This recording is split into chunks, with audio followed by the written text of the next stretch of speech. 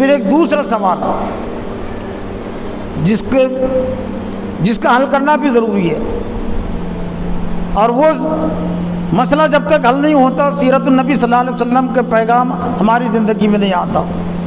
دوسرا سوال یہ ہے کہ اگر سوال کیا جائے کہ حضرت محمد صلی اللہ علیہ وسلم کا بحیثیت نبی بحیثیت رسول کے سب سے پہلا کام کیا تھا، بنیادی سوال ہے نا یہ کہ حضرت محمد صلی اللہ علیہ وسلم کا بحیثیت نبی اور رسول کا سب سے پہلا اور بنیادی کام کیا تھا۔ کام تو بہت سارے تھے، لیکن سوال ہے کہ پہلا کام کیا تھا۔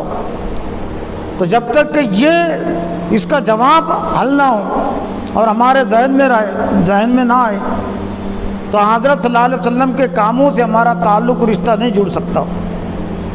تو لوگ اس کا الگ الگ جواب دیتے ہیں، کم غور و فکر کی وجہ سے یا توجہ نہیں ہونے کی وجہ سے۔ کوئی جواب دیتا ہے کہ دعوت دین، کوئی جواب شرک سے روکنا، کوئی جواب دیتا ہے دنیا میں اسلام کو غالب کرنا۔ یقیناً یہ آپ کے کام تھے، لیکن سوال یہ تھا اور سوال یہ ہے کہ سب سے پہلا کام بحیثیت نبی بحیثیت رسول کے کیا تھا؟ تو اس کا ایک ہی جواب ہے اور متفق علیہ جواب ہے۔ جنہوں نے جو جواب دیتے کہ دعوت دین اسلام کو غالب کرنا، ان کو بھی اس پر اتفاق ہے جب ان کے سامنے بات آتی ہے۔ حضرت محمد صلی اللہ علیہ وسلم کا سب سے پہلا کام بحیثیت نبی رسول کے اللہ کی طرف سے جو قرآن مجید نازل ہو رہا تھا، نازل ہوتا تھا، اس کو سننا، سمجھنا، اس پر عمل کرنا، دعوت دینا، وہ تیسرا کام تھا۔ دنیا میں اس کو غالب کرنے کی جدوجہد یہ چوتھا کام تھا۔ لیکن پہلا کام کیا تھا؟ اس میں کسی کا اختلاف نہیں۔ حضرت جبرائیل علیہ السلام کے ذریعے سے جو قرآن مجید نازل ہوا اور نازل ہوتا تھا، اس کو آپ سنتے تھے، اور صرف وہ سنتے نہیں تھے، سمجھتے بھی تھے۔ آج ہم تو زیادہ تر قرآن مجید صرف وہ سنتے ہیں، سمجھتے نہیں ہیں، اور جب سمجھتے نہیں ہیں تو پھر عمل بھی کیسے ہو سکتا ہے؟ حضرت محمد صلی اللہ علیہ وسلم کا سب سے پہلا کام اللہ کی طرف سے نازل ہونے والے قرآن مجید کو سننا، سمجھنا، عمل کرنا دوسرا کام تھا، دعوت دینا تیسرا کام تھا، دنیا میں اس کو غالب کرنے کی جدوجہد کوشش یہ چوتھا کام تھا۔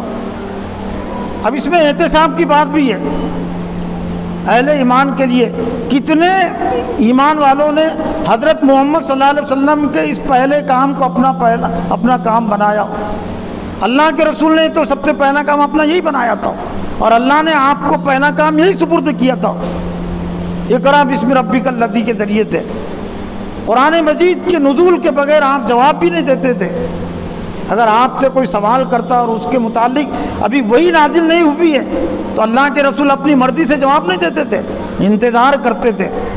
اور سورہ نجم میں حضرت صلی اللہ علیہ وسلم کا یہی تعارف اللہ نے پیش کیا، وَالنَّجْمِ إِذَا هَوَىٰ مَا ضَلَّ صَاحِبُكُمْ وَمَا غَوَىٰ وَمَا يَنطِقُ عَنِ الْهَوَىٰ إِنْ هُوَ إِلَّا وَحْيٌ يُوحَىٰ۔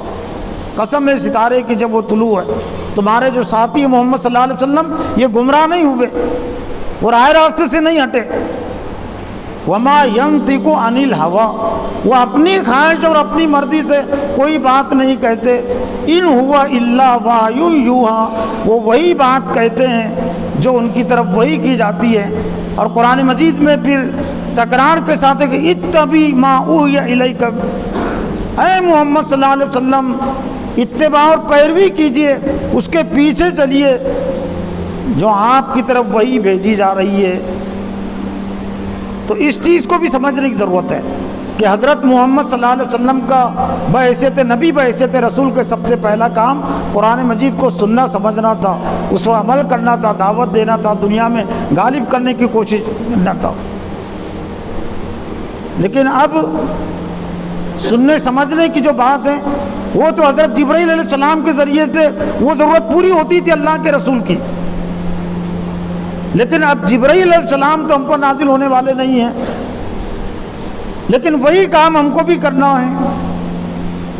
تو قرآن مجید قیامت تک کے لیے اِنَّا نَحْنُ نَزَّلْنَا الذِّكْرَ وَإِنَّا لَهُ لَحَافِظُونَ، ہم نے اس ذکر کو نازل کیا اور ہم اس کے محافظ ہیں۔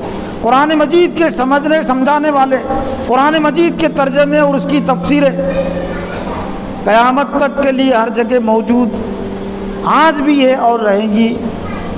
صرف ان تفسیروں سے ترجموں سے تعلق اور رشتہ جوڑنا ضروری ہے.